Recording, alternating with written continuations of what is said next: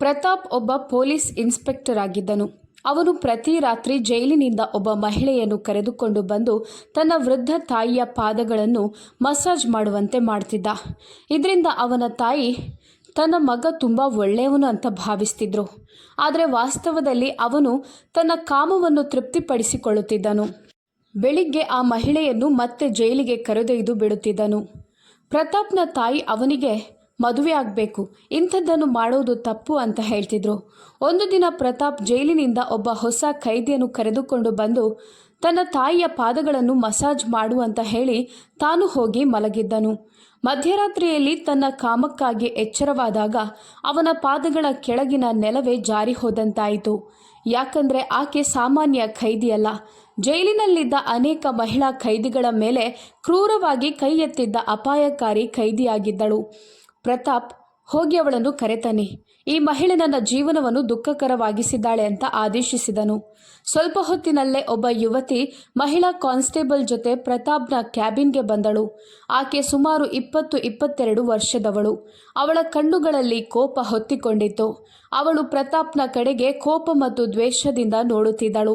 ಪ್ರತಾಪ್ ಮಹಿಳಾ ಕಾನ್ಸ್ಟೇಬಲ್ಗೆ ಹೊರಗೆ ಹೋಗುವಂತೆ ಸೂಚಿಸಿ ಬಾಗಿಲು ಮುಚ್ಚಿ ಹೋಗು ಅಂತ ಹೇಳಿದನು. ಕಾನ್ಸ್ಟೇಬಲ್ ಬಾಗಿಲು ಮುಚ್ಚಿ ಹೊರಟಳು. ಪ್ರತಾಪ್ ಎದ್ದು ನಿಂತನು. ಅವನು ಕೈಯಲ್ಲಿ ಒಂದು ಕೋಲು ಹಿಡಿದನು. ಗಂಭೀರ ಧ್ವನಿಯಲ್ಲಿ ಅವನು ಕೇಳಿದನು, ನೀನು ಯಾಕೆ ಎಲ್ರಿಗೂ ತೊಂದರೆ ಮಾಡ್ತಿದ್ಯಾ? ನಿನ್ನ ಮೇಲೆ ಕೊಲೆ ಆರೋಪವಿದೆ. ಇನ್ನೂ ಕೆಲವು ವಾರಗಳಲ್ಲಿ ನಿನಗೆ ಮರಣದಂಡನೆ ವಿಧಿಸಲಾಗುವುದು. ಈ ಸಮಯದಲ್ಲಿ ನೀನು ಭಜನೆ ಮಾಡಬೇಕು, ದೇವರ ಕೀರ್ತನೆ ಹಾಡಬೇಕು. ಆದರೆ ನೀನು ಜೈಲಿನ ಇತರ ಮಹಿಳೆಯರ ಬದುಕನ್ನೇ ಕಷ್ಟಕರವಾಗಿಸಿದ್ಯಾ. ನಿನಗೆ ಏನು ಸಮಸ್ಯೆ? ಹುಡುಗಿ ಮೌನವಾಗಿಯೇ ನಿಂತಿದ್ದಳು. ಪ್ರತಾಪ್ ಮತ್ತೆ ಗಟ್ಟಿಯಾಗಿ, ನಾನು ನಿನ್ನನ್ನೇ ಕೇಳ್ತಿದ್ದೇನೆ ಎಂದು ಹೇಳಿದನು. ನೋಡು, ರಿಮಾಂಡನ್ನು ಪುರುಷರಿಗೆ ಮಾತ್ರ ಮಾಡಲಾಗುತ್ತದೆ ಅಂತ ಭಾವಿಸಬೇಡ. ನಾವು ಮಹಿಳೆಯರನ್ನು ರಿಮಾಂಡ್ ಮಾಡುತ್ತೇವೆ ಮತ್ತು ರಿಮಾಂಡ್ ಹೇಗೆ ನಡೆಯುತ್ತದೆ ಎಂಬುದು ನಿನಗೆ ಚೆನ್ನಾಗಿ ಗೊತ್ತಿರಬೇಕು ಅಂತ ನಾನಂದುಕೊಂಡಿದ್ದೇನೆ ಎಂದು ಪ್ರತಾಪ್ ಅವಳನ್ನು ಹೆದರಿಸಲು ಪ್ರಯತ್ನಿಸಿದನು. ಆದರೆ ಹುಡುಗಿಯ ಕಣ್ಣುಗಳಲ್ಲಿ ಭಯದ ಕನಿಷ್ಠ ಗುರುತು ಸಹ ಇರಲಿಲ್ಲ. ಅವಳ ಕಣ್ಣುಗಳು ನಿರ್ಭೀತಿಯಿಂದ ಹೊಳೆಯುತ್ತಿದ್ದವು. ಪ್ರತಾಪ್ ಗಟ್ಟಿಯಾಗಿ, ನಾನು ನಿನ್ನೊಂದಿಗೆ ಮಾತನಾಡುತ್ತಿದ್ದೇನೆ, ನೀನಿನ್ನೂ ಆ ಮಹಿಳೆಯರನ್ನು ಕೊಲ್ಲುತ್ತೀಯಾ ಅಂತ ಕೇಳಿದನು. ಅವಳು ಗಟ್ಟಿಯಾದ ಧ್ವನಿಯಲ್ಲಿ ಉತ್ತರಿಸಿದಳು, ಹೌದು, ನಾನವರನ್ನು ಕೊಲ್ಲುತ್ತೇನೆ. ನಾನೆಲ್ಲರನ್ನೂ ಕೊಲ್ಲುತ್ತೇನೆ. ನಾನು ಹೇಗಾದರೂ ಸಾಯಲೇಬೇಕು. ಆದರೆ ಸಾಯುವ ಮುನ್ನ ನನ್ನ ಕೈಗೆ ಸಿಕ್ಕವರನ್ನು ಖಂಡಿತವಾಗಿ ಕೊಲ್ಲುತ್ತೇನೆ. ಪ್ರತಾಪ್ ಅವಳನ್ನು ಕೋಪದಿಂದ ನೋಡಿ, ನಿನ್ನನ್ನು ಪೊಲೀಸರಿಂದ 2 ಹೊಡೆಸಿದ್ರೆ ನಿನ್ನ ದುರಹಂಕಾರವೆಲ್ಲ ಮಾಯವಾಗುತ್ತದೆ ಎಂದು ಬೆದರಿಸಿದನು. ನಂತರ ಅವನು ಮಹಿಳಾ ಕಾನ್ಸ್ಟೇಬಲ್ಗೆ ಕರೆ ಮಾಡಿ, ಅವಳನ್ನು ಮತ್ತೆ ಜೈಲಿಗೆ ಹಾಕಿ. ನಾನು ರಾತ್ರಿ ಮನೆಗೆ ಹೋಗುವಾಗ ಅವಳನ್ನು ಕರೆದುಕೊಂಡು ಹೋಗುತ್ತೇನೆ. ಒಂದು ರಾತ್ರಿ ಸಾಕು ಅವಳ ದುರಹಂಕಾರವನ್ನು ಸರಿಪಡಿಸಲು ಎಂದು ಹೇಳಿದನು. ಪ್ರತಾಪ್ ತನ್ನ ಕೋಣೆಗೆ ಹೋಗಿ ಹಾಸಿಗೆಯ ಮೇಲೆ ಮಲಗಿದನು. ಮಧ್ಯರಾತ್ರಿಯ ನಂತರ ಅವನ ಕಣ್ಣು ತೆರೆದವು. ತಾಯಿಯು ಈಗ ಗಾಢ ನಿದ್ರೆಯಲ್ಲಿ ಇರಬಹುದೆಂದು ಅವನು ತಿಳಿದುಕೊಳ್ಳುತ್ತಾನೆ. ಅವನು ಹೊರಗೆ ಬಂದು ನೋಡಿದಾಗ ಹುಡುಗಿ ತನ್ನ ತಾಯಿಯ ಹಾಸಿಗೆಯ ಪಕ್ಕದಲ್ಲಿ ಕುಳಿತು ನಡುಗುತ್ತಾ ನಿದ್ರೆಗೆ ಜಾರುತ್ತಿದ್ದಳು. ಆದರೆ ಅವಳು ಇನ್ನೂ ತಾಯಿಯ ಪಾದಗಳಿಗೆ ಮಸಾಜ್ ಮಾಡುತ್ತಿದ್ದಳು. ಪ್ರತಾಪ್ ಅವಳ ಕೈ ಹಿಡಿದು, ಬಾ, ಇನ್ನು ನನ್ನನ್ನು ಸಂತೋಷಪಡಿಸು. ಇಂದಿನಿಂದ ನೀನು ಬೇರೆ ಕೈದಿಗಳಿಗೆ ತೊಂದರೆ ಕೊಡಬಾರ್ದು ಎಂದನು. ಆ ಹುಡುಗಿ ಕೈ ಬಿಡಿಸಲು ಯತ್ನಿಸುತ್ತಾ, ನಾನು ನಿನ್ನ ಕೋಣೆಗೆ ಬರುವುದಿಲ್ಲ ಅಂದಳು. ಪ್ರತಾಪ್ ಕೋಪದಿಂದ, ಬರದೇ ಇರಲು ಸಾಧ್ಯ ಇಲ್ಲ. ನಿನ್ನ ದುರಹಂಕಾರಕ್ಕೆ ಇವತ್ತು ಕೊನೆ ಹಾಡಬೇಕು. ಅರ್ಧರಾತ್ರಿ ಸಾಕು. ಉಳಿದ ಅರ್ಧರಾತ್ರಿ ನೀನು ಪೊಲೀಸರ ಜೊತೆ ಕಳೆಯಬೇಕು. ಬೆಳಗ್ಗಿನ ಹೊತ್ತಿಗೆ ನಿನ್ನ ಅಹಂಕಾರ ಮಾಯವಾಗುತ್ತೆ. ನಾಟಕ ಮಾಡಬೇಡ ಎಂದು ಹೇಳಿದನು. ಹೀಗೆ ಹೇಳಿ ಅವಳನ್ನು ಬಲವಂತವಾಗಿ ತನ್ನ ಕೋಣೆಗೆ ಎಳೆದುಕೊಂಡು ಹೋದನು. ಬಾಗಿಲು ಮುಚ್ಚಿ ಹುಡುಗಿಯನ್ನು ಹಾಸಿಗೆಯ ಮೇಲೆ ಎಸೆದನು. ತನ್ನ ಶರ್ಟ್ನ ಗುಂಡಿಗಳನ್ನು ತೆರೆದು ತಪ್ಪು ಮಾಡಲು ಪ್ರಯತ್ನಿಸುವ ಮೊದಲು ಹುಡುಗಿಯ ಪ್ರತಿಕ್ರಿಯೆಯಿಂದ ಪ್ರತಾಪ್ ಆಘಾತಕ್ಕೊಳಗಾದ. ಯಾಕಂದರೆ ಅವನ ತಾಯಿ ಅನೇಕ ಬಾರಿ ಪ್ರಾಮಾಣಿಕವಾಗಿ ಕರ್ತವ್ಯ ಮಾಡು ಅಂತ ಹೇಳಿದ್ದರೂ ಪ್ರತಾಪ್ ಯಾವಾಗಲೂ ಪ್ರಾಮಾಣಿಕತೆಯಿಂದ ಏನೂ ಸಾಧಿಸಲು ಸಾಧ್ಯವಿಲ್ಲ ಅಂತ ಹೇಳುತ್ತಿದ್ದನು. ಆದರೆ ಆ ರಾತ್ರಿ ಅವನ ದುರಹಂಕಾರ ಅಂತ್ಯವಾಯಿತು. ಪ್ರಾಮಾಣಿಕತೆಯಿಂದ ಕೆಲಸ ಮಾಡಿದರೆ ಪೊಲೀಸರ ಎದೆಗೆ ಗುಂಡು ಮಾತ್ರ ಸಿಗುತ್ತದೆ. ನಾನು ಮೊದಲಿಗೆ ಪ್ರಾಮಾಣಿಕವಾಗಿ ಕೆಲಸ ಮಾಡಲು ಪ್ರಯತ್ನಿಸಿದ್ದೆ. ಪ್ರತಿ ಸಲ ನಾನು ಅಪರಾಧಿಯನ್ನು ಹಿಡಿದಾಗ ಮೇಲಿನ ಅಧಿಕಾರಿಗಳಿಂದ ಅವನನ್ನು ಬಿಡಿ ಅಂತ ಕರೆ ಬರುತ್ತಿದ್ದವು. ನಾನು ಪ್ರಾಣವನ್ನು ಪಣಕ್ಕಿಟ್ಟು ಅಪರಾಧಿಗಳ ವಿರುದ್ಧ ಹೋರಾಡ್ತಿದ್ದೆ. ಕೆಲವೊಮ್ಮೆ ಒಬ್ಬ ಅಪರಾಧಿಯನ್ನು ಹಿಡಿಯಲು ಹಲವು ದಿನಗಳು, ತಿಂಗಳುಗಳಷ್ಟು ಕಾಲ ಬೇಕಾಗ್ತಿತ್ತು. ಕೊನೆಗೆ ಅವನನ್ನು ಸೆರೆಮನೆಗೆ ಹಾಕಿದಾಗ ಬಡ್ತಿ ಸಿಗುತ್ತದೆ ಎಂದು ಭಾವಿಸ್ತಿದ್ದೆ. ಆದರೆ ಮತ್ತೆ ಮೇಲಿನಿಂದ ಕರೆ ಬರ್ತಿತ್ತು, ಅವನನ್ನು ಬಿಡುಗಡೆ ಮಾಡಿ. ಹೀಗೆ ಪ್ರಾಮಾಣಿಕತೆ, ಕಠಿಣ ಪರಿಶ್ರಮ, ಇದರ ಫಲವೇನು? ಸಂಬಳ ಹೊರತುಪಡಿಸಿ 1 ಪೈಸೆಯೂ ನಮಗೆ ಸಿಗೋದಿಲ್ಲ. ಆ ಸಂಬಳದಿಂದ ಮನೆ ನಡೆಸೋದೇ ಕಷ್ಟ. ಅಂಥ ಪರಿಸ್ಥಿತಿಯಲ್ಲಿ ಅಪರಾಧಿಗಳನ್ನು ಹಿಡಿಯುವುದಕ್ಕಿಂತ ಲಂಚ ಪಡೆದು ಆರಾಮಾಗಿ ಬದುಕೋದು ಉತ್ತಮವೆಂದು ನನಗೆ ಅನ್ನಿಸ್ತು. ಅವನ ತಾಯಿ ಗಂಭೀರವಾಗಿ ಹೇಳಿದರು. ಪ್ರತಾಪ್, ನೀನು ನಿನ್ನ ಕೆಲಸದಲ್ಲಿ ಪ್ರಾಮಾಣಿಕನಾಗಿರಬೇಕು. ನನಗೆ ಐಷಾರಾಮಿ ಜೀವನ ಬೇಡ, ಏನೂ ಬೇಡ. ಆದರೆ ಪ್ರತಾಪ್ ನಗುತ್ತಾ ಉತ್ತರಿಸಿದನು, ನಿನಗೆ ಬೇಕಾಗದಿರಬಹುದು, ಆದರೆ ನನಗೆ ಬೇಕು. ನಾನು ಬದುಕಿನಲ್ಲಿ ಸುಖ ಬಯಸುತ್ತೇನೆ. ಬೆಳಗ್ಗೆ ಮಾರುಕಟ್ಟೆಗೆ ಹೋದಾಗಲೆಲ್ಲ ಪ್ರತಾಪ್ ತರಕಾರಿ ಮಾರಾಟಗಾರರ ಬಳಿಗೆ ಹೋಗಿ ತರಕಾರಿ ಕೊಡಿ ಅಂತ ಹೇಳ್ತಿದ್ದ. ಅವನೆಂದಿಗೂ ಹಣ ಕೊಡೋದಿಲ್ಲ. ತರಕಾರಿ ಮಾರಾಟಗಾರನು ಹಣ ಕೇಳೋದಿಲ್ಲ. ಯಾಕಂದರೆ ಪ್ರತಾಪ್ ತನ್ನ ಕೈಯಿಂದ 1 ರೂಪಾಯಿ ಕೂಡ ಕೊಡೋದಿಲ್ಲ ಎಂಬುದು ಎಲ್ಲರಿಗೂ ತಿಳಿದಿತ್ತು. ಪ್ರತಾಪ್ ಪಡಿತರ ಮಾರಾಟಗಾರನಿಂದ ಉಚಿತವಾಗಿ ಸಾಮಾನು ತಂದುಕೊಳ್ಳುತ್ತಿದ್ದನು. ಹಣ್ಣು ಮಾರಾಟಗಾರನಿಂದಲೂ ಹಣ್ಣುಗಳನ್ನು ಹಣ ಕೊಡದೆ ತಂದು ತನ್ನ ತಾಯಿಗೆ ಕೊಡುತ್ತಿದ್ದನು. ಮನೆಗೆ ಬರುವ ಕೆಲಸದವಳಿಗೂ ಸರಿಯಾಗಿ ಸಂಬಳ ಕೊಡುತ್ತಿರಲಿಲ್ಲ. ಕೆಲಸ ಬಿಟ್ಟರೆ ಹೊಡೆಯಲ್ಪಡುವೆನೆಂಬ ಭಯದಿಂದ ಅವಳು ಮೌನವಾಗಿ ಸಹಿಸುತ್ತಿದ್ದಳು. ಸಾಮಾನ್ಯ ಅಪರಾಧಿಗಳ ವಿರುದ್ಧ ಜನರು ಪೊಲೀಸರಿಗೆ ದೂರು ಕೊಡಬಹುದು. ಆದರೆ ಪೊಲೀಸ್ ಅಧಿಕಾರಿಗಳ ದುಷ್ಕೃತ್ಯಗಳ ಬಗ್ಗೆ ದೂರು ನೀಡಿದಾಗ ಯಾರೂ ಕೇಳೋದಿಲ್ಲ. ಅದಕ್ಕಾಗಿಯೇ ಎಲ್ಲರೂ ಪ್ರತಾಪ್ಗೆ ಹೆದರುತ್ತಿದ್ದರು.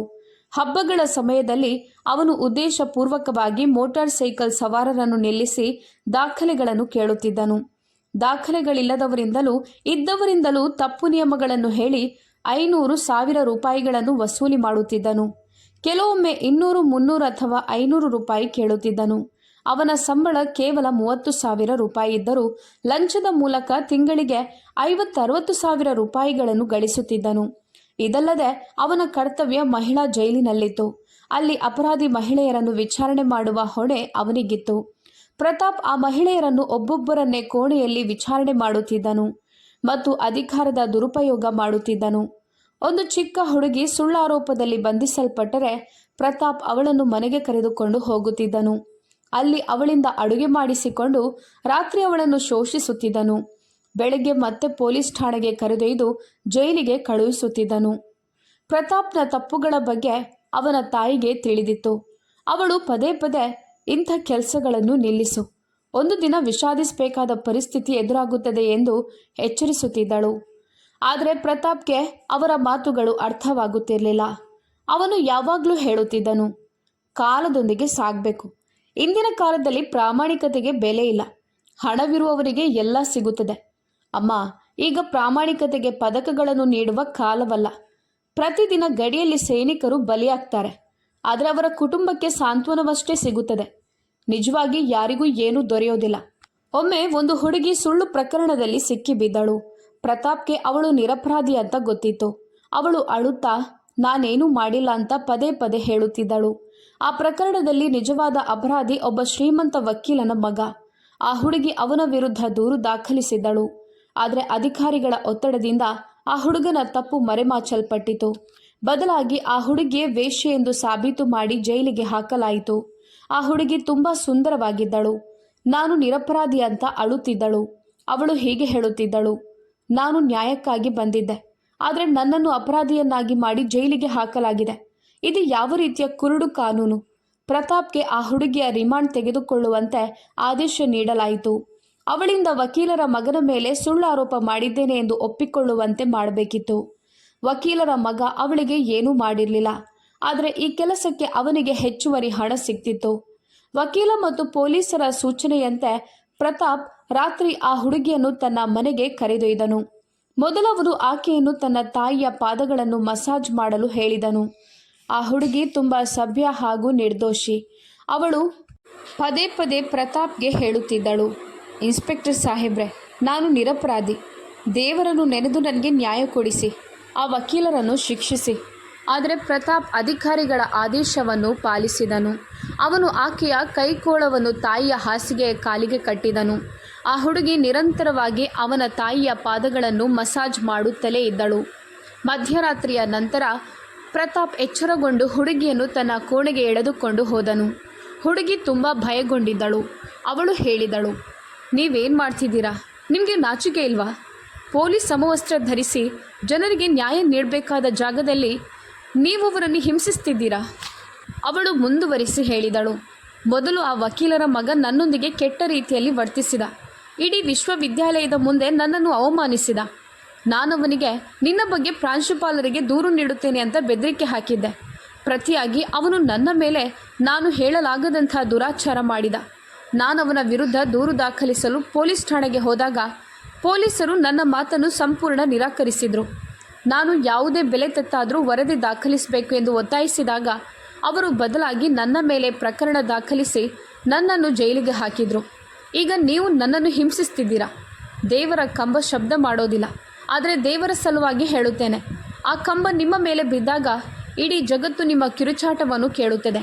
ಅಷ್ಟು ದೌರ್ಜನ್ಯ ಮಾಡಬೇಡಿ. ಪ್ರತಾಪ್ ನಗುತ್ತಾ ಉತ್ತರಿಸಿದನು. ದೇವರ ಕಂಬ ನನ್ನ ಮೇಲೆ ಬಿದ್ದಾಗ ನಾನು ನೋಡ್ಕೊಳ್ತೇನೆ. ಈಗ ನಾನು ನನ್ನ ಅಧಿಕಾರಿಯ ಆದೇಶ ಪಾಲಿಸುತ್ತೇನೆ. ಆ ಹುಡುಗಿಯ ಕಿರುಚಾಟ ರಾತ್ರಿ ಇಡೀ ಪ್ರತಿಧ್ವನಿಸುತ್ತಲೇ ಇತ್ತು. ಆದರೆ ಪ್ರತಾಪ್ಗೆ ಯಾವುದೇ ಕರುಣೆ ಇರಲಿಲ್ಲ. ಹಲವಾರು ಬಾರಿ ಅವನ ತಾಯಿ ಬಾಗಿಲು ತಟ್ಟಿ, ನೀನೇನು ಮಾಡ್ತಿದ್ಯಾ? ಒಂದು ಹುಡುಗಿಯೊಂದಿಗೆ ಯಾಕೆ ತಪ್ಪು ಮಾಡ್ತಿದ್ಯಾ? ದೇವರ ಸಲುವಾಗಿ ಇಂಥ ಕೆಲಸಗಳನ್ನು ಮಾಡಬೇಡ ಅಂತ ಅವನಿಗೆ ತಿಳಿ ಹೇಳುತ್ತಿದ್ದರು. ಆ ಹುಡುಗಿಯನ್ನು ಮತ್ತೆ ಜೈಲಿಗೆ ಹಾಕಿದಾಗ ಅವಳು ನೇಣು ಬಿಗಿದುಕೊಂಡು ಆತ್ಮಹತ್ಯೆ ಮಾಡಿಕೊಂಡಳು. ಇದನ್ನು ಕಂಡು ಪ್ರತಾಪ್ ಆಘಾತಕ್ಕೊಳಗಾದನು. ಹುಡುಗಿ ತನ್ನ ಪ್ರಾಣವನ್ನೇ ತೆಗೆದುಕೊಂಡಿದ್ದನ್ನು ಕಂಡು ಅನೇಕರು ಆಶ್ಚರ್ಯಚಕಿತರಾದರು. ಕೆಲವು ದಿನಗಳ ಕಾಲ ಪ್ರತಾಪ್ ತುಂಬ ದುಃಖಿತನಾಗಿದ್ದನು ಮತ್ತು ಮನಸ್ಸಿನಲ್ಲಿ ತೊಂದರೆ ಅನುಭವಿಸುತ್ತಿದ್ದನು. ಆ ಹುಡುಗಿಯ ಮುಖ ಅವನ ಕಣ್ಣುಗಳ ಮುಂದೆ ಮತ್ತೆ ಮತ್ತೆ ಮೂಡುತ್ತಿತ್ತು. ಆದರೆ ಕ್ರಮೇಣ ಅವನು ಇದನ್ನೆಲ್ಲ ಮರೆತು ಬಿಟ್ಟನು. ಮತ್ತೆ ಅನೇಕ ಹುಡುಗಿಯರನ್ನು ತನ್ನ ಮನೆಗೆ ಕರೆತಂದು ಮೊದಲು ತನ್ನ ತಾಯಿಯ ಸೇವೆ ಮಾಡಿಸಿ ನಂತರ ಅವರನ್ನು ತನ್ನ ಕೋಣೆಗೆ ಕರೆದೊಯ್ಯಲು ಆರಂಭಿಸಿದನು. ಅವನ ತಾಯಿ ಪದೇ ಪದೇ ಅವನಿಗೆ ಹೇಳುತ್ತಿದ್ದರು, ನಿನಗೆ ಇಷ್ಟು ಅಗತ್ಯವಿದ್ದರೆ ಯಾಕೆ ಮದುವೆ ಆಗಬಾರ್ದು? ಆದರೆ ಪ್ರತಾಪ್ ಉತ್ತರಿಸುತ್ತಿದ್ದನು, ನಾನು ಮದುವೆಯಾದರೆ ನಾನು ಇತರ ಹುಡುಗಿಯರೊಂದಿಗೆ ಏನೇ ಮಾಡಿದರೂ ಅವರ ಶಾಪದ ಪರಿಣಾಮ ನನ್ನ ಹೆಂಡತಿ ಮತ್ತು ನನ್ನ ಮಗಳ ಮೇಲೆ ಬೀಳುತ್ತದೆ. ಅದು ನನಗೆ ಬೇಡ. ದೇವರು ನನಗೆ ಮಗಳನ್ನು ಕೊಟ್ಟರೆ ನನ್ನ ಪಾಪಗಳಿಗೆ ಅವಳು ಶಿಕ್ಷೆ ಅನುಭವಿಸಬೇಕಾಗ್ಬೋದು. ಅದಕ್ಕಾಗಿ ನಾನು ಮದುವೆ ಆಗೋದಿಲ್ಲ. ಈ ಅಪರಾಧಿ ಮಹಿಳೆಯರೇ ನನ್ನ ಅಗತ್ಯಗಳನ್ನು ಪೂರೈಸ್ತಾರೆ. ನನಗೆ ಮದುವೆಯ ಅವಶ್ಯಕತೆಯೇ ಇಲ್ಲ. ಪ್ರತಾಪ್ ತನ್ನ ಪಾಪಗಳಿಗೆ ಶಿಕ್ಷೆಯನ್ನು ತನ್ನ ಹೆಂಡತಿ ಅಥವಾ ಮಗಳು ಅನುಭವಿಸಬೇಕೆಂದು ಭಾವಿಸಿದ್ದರಿಂದಲೇ ಮದುವೆ ಆಗೋದಿಲ್ಲವೆಂದು ನಿರ್ಧರಿಸಿದ್ದನು. ಅವನು ಮದುವೆಯಾಗದಿದ್ದರೆ ಏನು ಬೇಕಾದರೂ ಮಾಡ್ಬೋದು. ಯಾರೂ ಅವನನ್ನು ಪ್ರಶ್ನಿಸುವುದಿಲ್ಲವೆಂದು ಪ್ರತಾಪ್ ನಂಬುತ್ತಿದ್ದ. ಆದರೆ ಅದವನ ತಪ್ಪು ತಿಳುವಳಿಕೆಯಷ್ಟೇ. ಈ ಬಾರಿ ಅವನು ಹುಡುಗಿಯನ್ನು ಕೋಣೆಗೆ ಕರೆತಂದ ತಕ್ಷಣ ಅವಳನ್ನು ಹಾಸಿಗೆಯ ಮೇಲೆ ತಳ್ಳಿದನು. ಆದರೆ ಹುಡುಗಿ ತಕ್ಷಣವೇ ತನ್ನ ಬಟ್ಟೆಯೊಳಗಿಂದ ಒಂದು ಹರಿತವಾದ ಚಾಕುವನ್ನು ಹೊರತೆಗೆದಳು. ಇದನ್ನು ಕಂಡ ಪ್ರತಾಪ್ ಬೆಚ್ಚಿ ಬಿದ್ದನು. ಈ ಹುಡುಗಿಗೆ ಇಷ್ಟೊಂದು ಹರಿತವಾದ ಚಾಕು ಎಲ್ಲಿಂದ ಸಿಕ್ಕಿತು ಎಂದು ಅವನು ಯೋಚಿಸಿದನು. ಹುಡುಗಿ ಕಣ್ಣು ಕೆಂಪಾಗಿಸಿಕೊಂಡು ಹೇಳಿದಳು, ನಾನು ನಿನ್ನನ್ನು ಜೀವಂತವಾಗಿ ಬಿಡೋದಿಲ್ಲ. ನೀನು ನನ್ನನ್ನು ನಿನ್ನ ಮನೆಗೆ ಕರೆತಂದದ್ದು ನಿನ್ನ ದೊಡ್ಡ ತಪ್ಪು. ವಕೀಲರ ಮಗನಿಗೆ ನಾನು ಏನು ಮಾಡಿದನೋ ಅದೇ ನಿನ್ನ ಮೇಲೂ ಮಾಡುತ್ತೇನೆ. ಆ ಹುಡುಗಿ ವಕೀಲರ ಮಗನನ್ನು ಕೊಂದ ಅಪರಾಧಕ್ಕಾಗಿ ಈಗಾಗಲೇ ಬಂಧಿತಳಾಗಿದ್ದಳು ಮತ್ತು ಗಲ್ಲಿಗೇರಿಸುವ ಶಿಕ್ಷೆ ಘೋಷಿತವಾಗಿತ್ತು. ಪ್ರತಾಪ್ ನಕ್ಕು ಹೇಳಿದನು, ಒಬ್ಬ ಪೊಲೀಸರಿಗೆ ಹಾನಿ ಮಾಡಿದರೆ ಏನು ಶಿಕ್ಷೆ ಸಿಗುತ್ತದೆ ಎಂಬುದು ನಿನಗೆ ಗೊತ್ತಿದೆಯಾ? ಹುಡುಗಿ ತಕ್ಷಣ ಉತ್ತರಿಸಿದಳು, ನನಗೆ ಈಗಾಗಲೇ ಗಲ್ಲು ಶಿಕ್ಷೆ ವಿಧಿಸಲಾಗಿದೆ. ಇದಕ್ಕಿಂತ ದೊಡ್ಡ ಶಿಕ್ಷೆ ನನಗೆ ಇನ್ನೇನಿರ್ಬೋದು. ಆದರೆ ನಿನಗೆ ಗೊತ್ತಾ ನಾನು ಯಾರು? ನಾನು ಆ ವಕೀಲನ ಮಗನಿಂದ ಲೈಂಗಿಕ ಕಿರುಕುಳಕ್ಕೊಳಗಾದ ಆ ಹುಡುಗಿಯ ಸಹೋದರಿ. ಪ್ರತಾಪ್ ಬೆಚ್ಚಿ ಬಿದ್ದನು. ಹುಡುಗಿ ಮುಂದುವರಿಸಿದಳು, ನೀನು ನನ್ನ ಅಕ್ಕನನ್ನು ಹಿಂಸಿಸಿದ್ದೆ. ಅವಳು ಜೈಲಿನಲ್ಲಿ ಆತ್ಮಹತ್ಯೆ ಮಾಡಿಕೊಂಡ್ಳು. ಈಗ ನಿನ್ನ ಸರದಿ. ಪ್ರತಾಪ್ ಅಹಂಕಾರದಿಂದ ಉತ್ತರಿಸಿದನು, ಒಬ್ಬ ಸಣ್ಣ ಹುಡುಗಿ ನನ್ನಂಥ ಪೊಲೀಸರಿಗೆ ಏನು ಹಾನಿ ಮಾಡಬಲ್ಲಳು? ನಿನಗೆ ಒಬ್ಬ ಪೊಲೀಸನ ಶಕ್ತಿ ಗೊತ್ತಿಲ್ಲ. ಹುಡುಗಿ ಕಟುವಾಗಿ ಹೇಳಿದಳು, ನಿನಗೆ ನನ್ನ ಶಕ್ತಿಯೂ ಗೊತ್ತಿಲ್ಲ.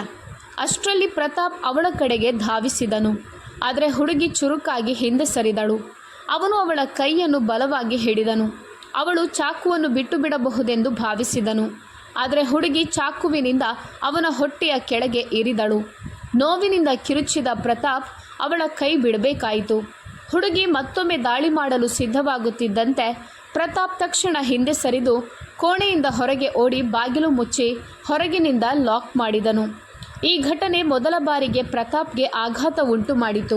ಆ ಹುಡುಗಿ ಹೋರಾಡುವುದು ಹೇಗೆಂದು ಚೆನ್ನಾಗಿ ತಿಳಿದಿದ್ದಳು. ಅವಳ ಕಣ್ಣುಗಳಲ್ಲಿ ಸೇಡು ತೀರಿಸಿಕೊಳ್ಳುವ ಬೆಂಕಿ ಹೊತ್ತಿಕೊಂಡಿತ್ತು. ಪ್ರತಾಪ್ ಬೆಚ್ಚಿ ಬಿದ್ದನು. ವಕೀಲರ ಮಗನನ್ನು ಕೊಂದಿರೋ ಈ ಹುಡುಗಿ ಒಬ್ಬ ಪೊಲೀಸರನ್ನು ಬಿಡೋದಿಲ್ಲ ಅಂತ ಅವನಿಗೆ ತಿಳಿಯಿತು. ಅವಳ ಅಕ್ಕ ಆತ್ಮಹತ್ಯೆ ಮಾಡಿಕೊಂಡಿದ್ದರೂ ತಂಗಿ ಸೇಡು ತೀರಿಸಲು ಬಂದಿದ್ದಳು. ಅದು ಕೂಡ ಪೂರ್ಣ ಸಿದ್ಧತೆಯೊಂದಿಗೆ. ಮರುದಿನ ರಜಾ ದಿನವಾಗಿತ್ತು. ಪ್ರತಾಪ್ ಮನಸ್ಸಿನಲ್ಲಿ ಈಗಾಗಲೇ ನಿರ್ಧರಿಸಿದ್ದನು. ಇಂದು ಹುಡುಗಿ ಮಲಗಿದ ತಕ್ಷಣ ಅವಳನ್ನು ಹಗ್ಗದಿಂದ ಕಟ್ಟಿ ಪಾಠ ಕಲಿಸಬೇಕು ಅಂತ.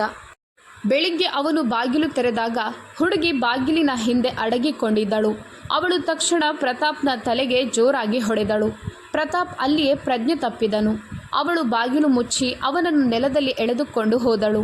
ನಂತರ ಕಪಾಟಿನಿಂದ ಬಟ್ಟೆಗಳನ್ನು ತೆಗೆದು ಹರಿದು ಅವನ ಕೈ ಮತ್ತು ಕಾಲುಗಳಿಗೆ ಹಗ್ಗದಂತೆ ಕಟ್ಟಿದಳು. ಅವನು ಅದನ್ನು ತೆರೆಯಲು ಸಾಧ್ಯವಾಗದಷ್ಟು ಬಿಗಿಯಾಗಿ ಕಟ್ಟಿದ್ದಳು. ಆಮೇಲೆ ಗೀತಾ ಪ್ರತಾಪ್ಗೆ ಅವನು ಜೀವನದಲ್ಲಿಯೂ ಮರೆಯಲಾಗದ ಶಿಕ್ಷೆ ನೀಡಿದಳು. ಅವನು ತುಂಬ ಹೆಮ್ಮೆ ಪಡುವ ತನ್ನ ಪುರುಷತ್ವವನ್ನು ಅವಳು ನಾಶ ಮಾಡಿದಳು. ಪ್ರತಾಪ್ ಜೀವಂತವಾಗಿಯೂ ಇಲ್ಲ, ಸತ್ತವನಾಗಿಯೂ ಇಲ್ಲ, ಅಂಥ ಸ್ಥಿತಿಗೆ ಬಿದ್ದನು. ಇಷ್ಟೆಲ್ಲ ಮಾಡಿದ ನಂತರ ಗೀತಾ ಅಲ್ಲಿಂದ ಹೊರಟು ಹೋದಳು. ಗೀತಾ ವೈದ್ಯಕೀಯ ವಿದ್ಯಾರ್ಥಿನಿಯಾಗಿದ್ದಳು ಮತ್ತು ಅವಳ ಸಹೋದರಿ ವಿಶ್ವವಿದ್ಯಾಲಯದಲ್ಲಿ ವಾಣಿಜ್ಯವನ್ನು ಕಲಿಯುತ್ತಿದ್ದಳು.